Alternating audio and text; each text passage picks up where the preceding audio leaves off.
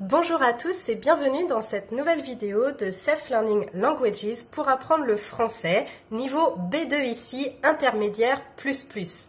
Et aujourd'hui, je voudrais vous parler des villes du futur et des quartiers du futur.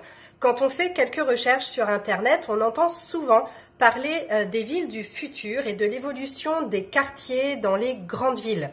Par ville du futur, moi je m'imagine des grandes métropoles avec des gratte-ciel de plus d'une centaine d'étages et entourées d'espaces verts, même dans les airs. Et ça fait un peu futuriste, mais justement c'est le thème. Et d'ici à 50 ans, je pense que toutes les grandes villes auront été entièrement rénovées pour devenir 100% autonomes d'un point de vue énergétique.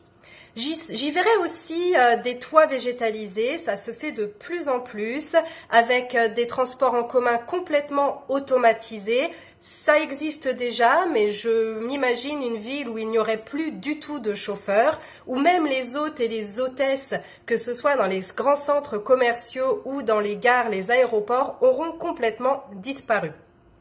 Enfin, on dit ça, mais moi j'aimerais bien déjà que dans mon quartier soit propre et bien entretenu et respecter des habitants. On parle du futur avec beaucoup de technologie, mais je pense qu'il y a certaines bases qui ne sont pas encore acquises. Et pourquoi pas aussi des œuvres d'art, l'art de rue, pour embellir les quartiers un petit peu anciens qui mériteraient une petite rénovation avec des peintures sur les murs ou des bâtiments transformés pour leur donner une seconde vie. Ça se fait aussi beaucoup.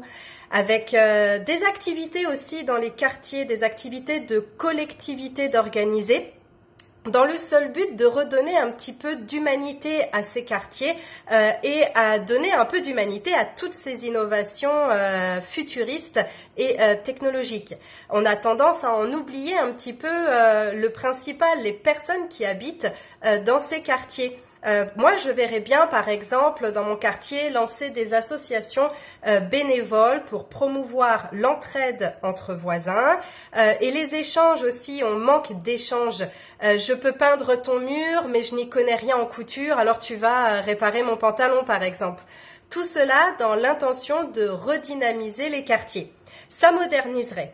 Et il faut tout de même avouer que dans certains endroits, ça bouleverserait pas mal les habitudes de chacun. Et oui, malheureusement, c'est pas les problèmes qui manquent aussi dans les quartiers, surtout quand on parle de grandes métropoles avec malheureusement la violence, les nuisances sonores, l'insécurité. Il y a quand même certains quartiers qui connaissent la peur. Et moi, par exemple, ce qui m'énerve le plus dans mon quartier, c'est la saleté. C'est un quartier assez sécurisé, mais alors qu'on parle de recyclage partout, les gens sont incapables de jeter leurs déchets dans la poubelle. Je trouve ça inadmissible, ce genre d'incivilité qui m'insupporte. Alors, je vous laisse, c'est à vous. Comment voyez-vous les villes du futur? À quel problème fait face votre quartier? Et qu'est-ce que vous y changeriez?